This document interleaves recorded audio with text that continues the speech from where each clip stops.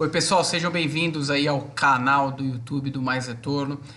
Então, questão importante, tivemos o sexto Circuit Breaker, chegamos na mesma quantidade aí de quantidade de Circuit Breaker de 2008, né? Num movimento muito mais intenso, né? Muito mais curto, né? Um período de tempo muito menor, são 10 dias aí que a gente passou para ter esse volume todo aí de Circuit Breakers.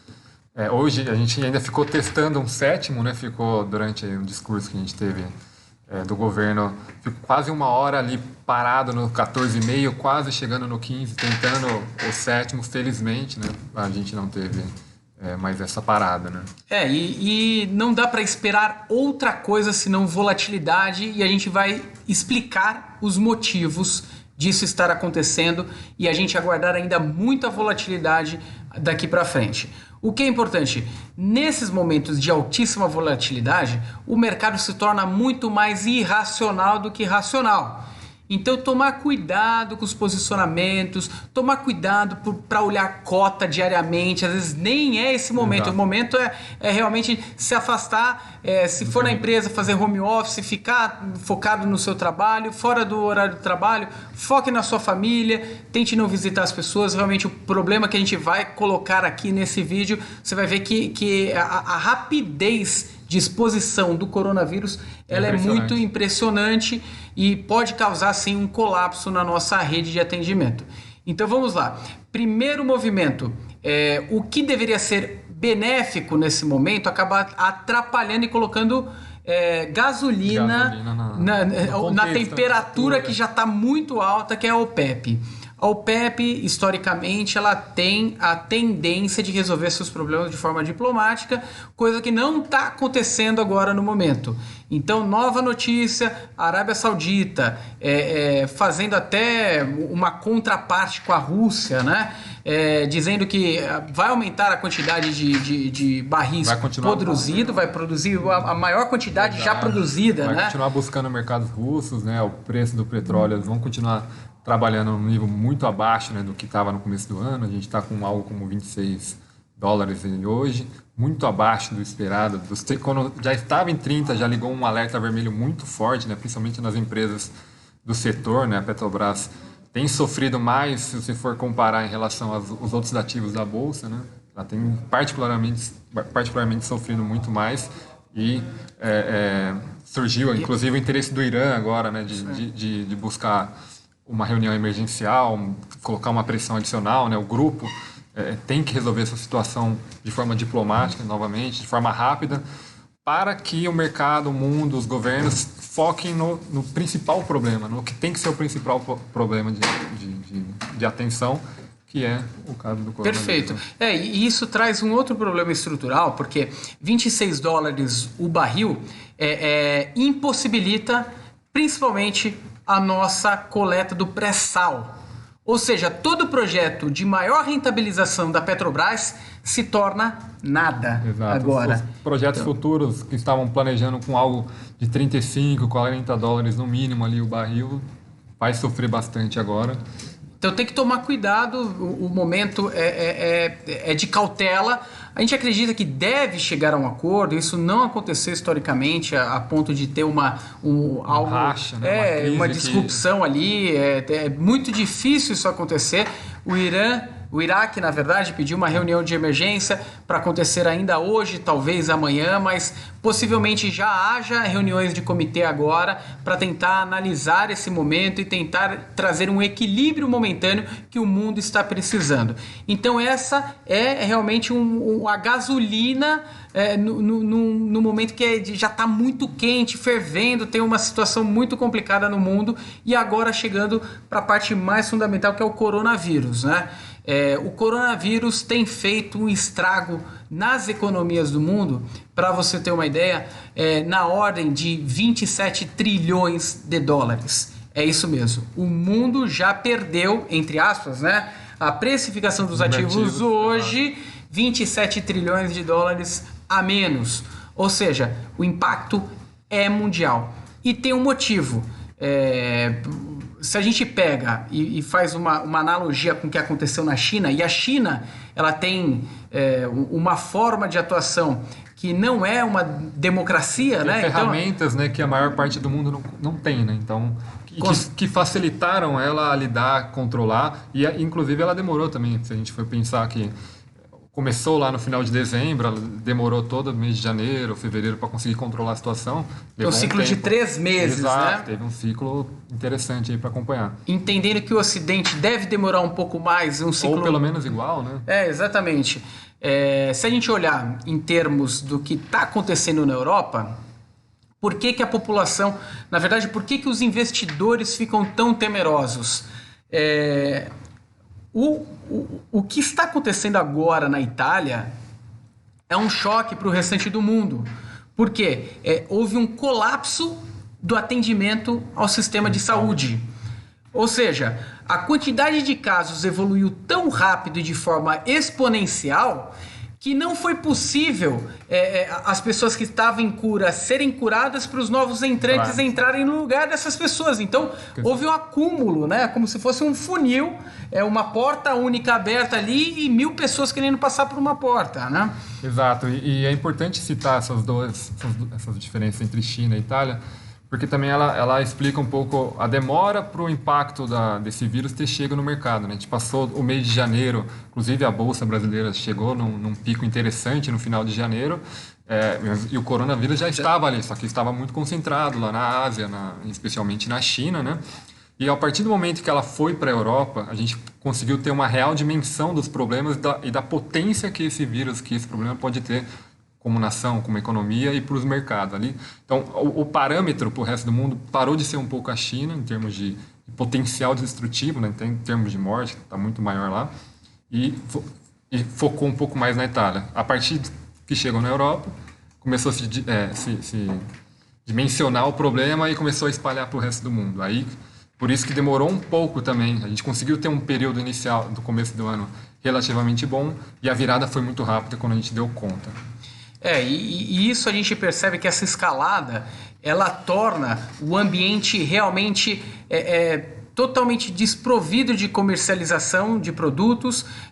As economias, elas de fato sofrem no período de tempo de combate ao coronavírus. Então, se a gente perceber, a própria China chegando dados mais reais de queda aí no consumo, na parte de produção, serviços, vendas do comércio, inclusive 20% de queda, né? Era muito acima inclusive do esperado e um bimestre todo perdido, né? Na segunda maior economia do mundo.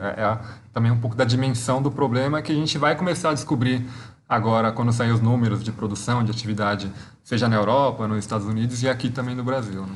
E por que a gente vê esse ambiente cada vez mais tenso se a China conseguiu vencer o coronavírus? Por que o restante do mundo não conseguirá, né? Aí que vem a minha responsabilidade, a sua, Arthur, a de vocês, a nossa do Mais Retorno, se vocês olharem ali no fundo, todo o nosso pessoal já trabalhando home office e eventualmente a gente fazendo esse vídeo explicativo para trazer conteúdo aí para vocês. A nossa responsabilidade é combater isso de forma rápida, veloz, porque isso pode ser um problema, pode causar um problema estrutural na economia se a gente não passar por esse problema de forma rápida, veloz, atuando de fato no nosso dia a dia, tentar ter o mínimo de contato com as pessoas, né? Tentar não usar transporte público. É um momento da gente ter muita cautela, muita resiliência, porque teremos que enfrentar e o problema é real. E quando a gente vai para os números, inclusive você estava fazendo o levantamento, né, Arthur? Os nossos números de evolução aqui do coronavírus, ele se assemelha mais à Itália. Infelizmente, muito mais à Itália, ao caso da Espanha, até um pouco próximo do Irã, do que a gente viu na Coreia do Sul, no Japão, que tiveram um quadro inicial relativamente grande e conseguiram controlar muito mais fácil, né? Então, aí que ligou o grande alerta vermelho, aqui em São Paulo especificamente, né?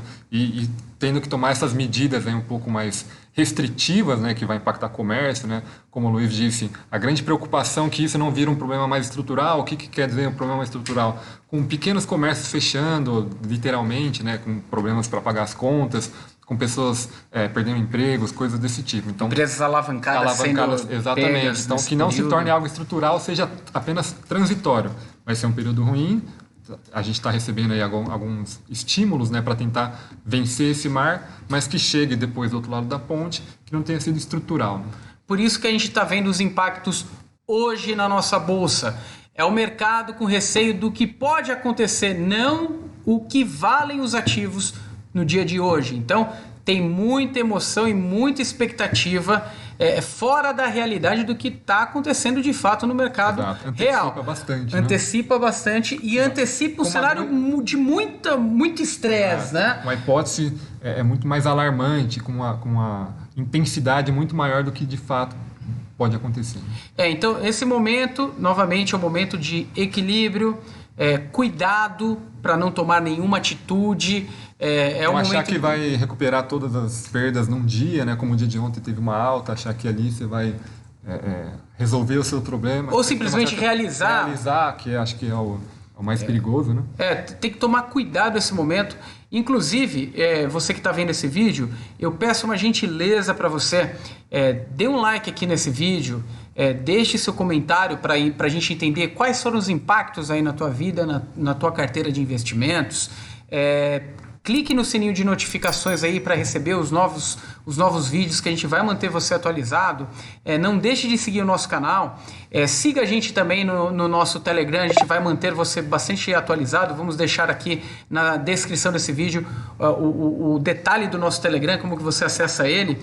E, por favor, se possível, clique nesse link, compartilhe aí nos seus grupos, porque a gente vai procurar consolidar cada vez melhor esse tema para chegar cada vez mais claro para você, tá? Só dando continuidade, então, ao aprofundamento do que a gente está vendo hoje, tem algumas notícias que podem ser interessantes para a gente. Agora, teremos uma reunião do Copom, talvez você que esteja vendo já tenha sido decidido, acho que provavelmente o mercado esperava 0,5% de corte, agora sendo precificado algo em torno de 1%. Na verdade, o mercado nem chegou a precificar isso ainda, mas existe uma expectativa, né? Existe motivos, né? E só voltando um pouquinho, juntamente, né? Acho que colocando junto essa reunião tão importante hoje, a gente precisa também falar um pouco das medidas que foram colocadas já semana passada, né, de estímulo por parte do Ministério da Economia, né, com quase 150 bi de recursos liberados, né, focando na família, focando nos empresários, na situação financeira das empresas, nas famílias, principalmente a população mais de risco, que é basicamente pessoas mais idosas, né, com liberação de 13º e tudo mais, e o pessoal voltado no Bolsa Família, que tem o impacto na renda deles é muito mais forte, né, a sensibilidade de movimentações da renda dele é muito mais cruel. E voltando à questão dessa reunião, que vai ser, se não a principal do ano, uma das principais, como o Luiz disse, a expectativa de corte de 0,5%, mas existem bons economistas, existem bons argumentos pedindo uma coragem um pouco maior, né, 0,75%, o 1% principalmente, o que possibilitaria, né, dos meses à frente, aí pensando que a política monetária, os juros têm uma certa defasagem, então você tem que entender nessa casa que os juros abaixando hoje, não é amanhã ou na semana que vem que a economia vai começar a responder, tem um certo delay, mas passa uma mensagem, né, um pouco mais positiva em termos de estímulo. Por outro lado, também, pensando nos mercados, voltando um pouco mais para os mercados, quando o Banco Central toma uma atitude um pouco mais agressiva, sendo necessária ou não, pensando em termos de juros, você pode estourar em outro lado, no caso, nossa taxa de câmbio. Se você jogar os juros muito abaixo, os juros real, né, muito próximo de zero, ou eventualmente até abaixo, a gente vai ter fuga de capital. A gente pode diminuir um pouco a rentabilidade e a expectativa de retorno de alguns ativos nossos. E isso, por sua vez, pode causar uma desvalorização adicional do câmbio, que já tem sido uma variável um pouco complicada nos últimos dias, né? Então, por isso é uma reunião decisiva, por essas possibilidades, né, de ser um corte mais tímido ou um corte mais avançado. E muito importante a gente monitorar o que o Banco Central vai falar depois, né? Além da atitude dele, o que ele vai escrever nos autos, que ali é onde ele está dizendo o pensamento, ele está transportando a cabeça dele para o papel. E aí é onde o mercado vai entender o que vai acontecer daqui para frente. Perfeito. E diante disso, nós temos principalmente 3 cenários para o que a gente vê daqui para frente, né? Vamos entender um cenário mais otimista, um cenário que é mais próximo da realidade e um cenário pessimista. Começando pelo cenário otimista. O que seria isso? De alguma forma, a OPEP encontrar uma solução de forma veloz para um equilíbrio de preços da commodity, acredito que seja inclusive a mais importante atualmente, né? Que estrutura todo o restante das economias no mundo, tem relação íntima com infraestrutura, transporte, que é o petróleo.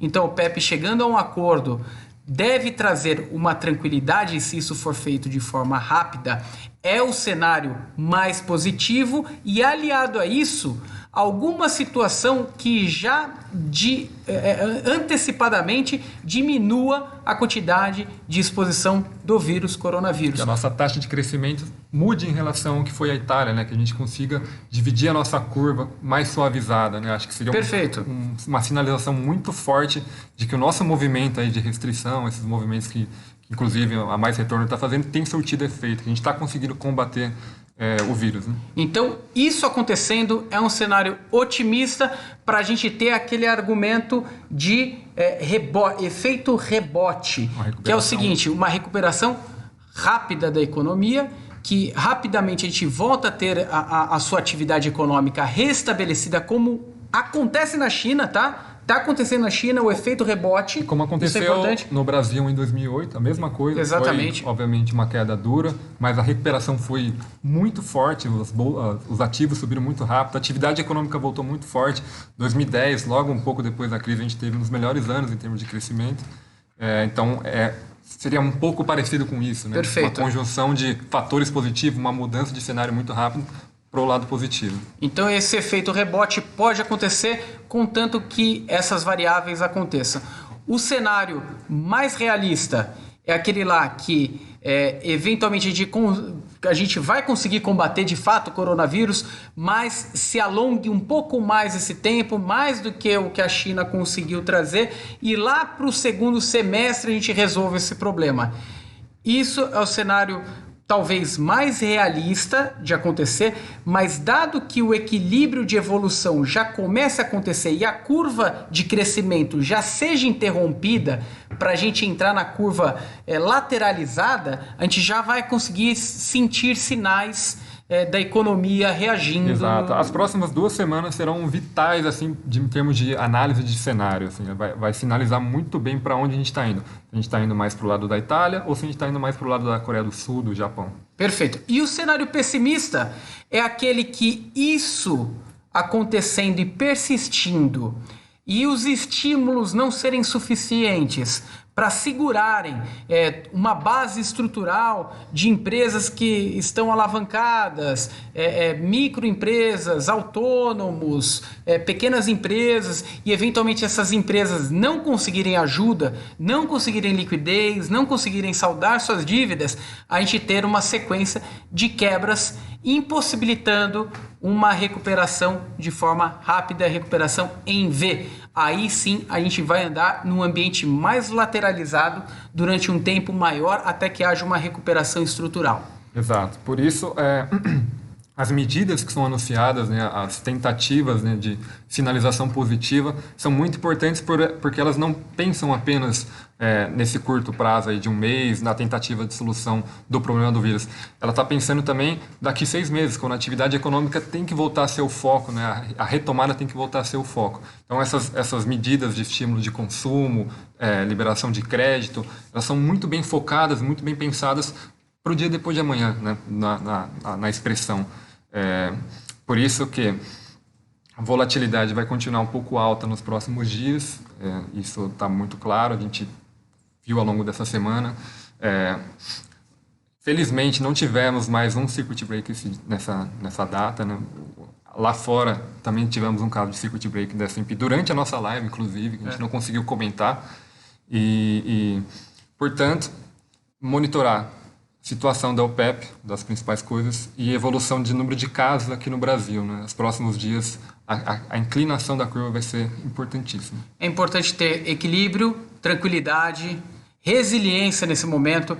Não acreditamos no pior cenário.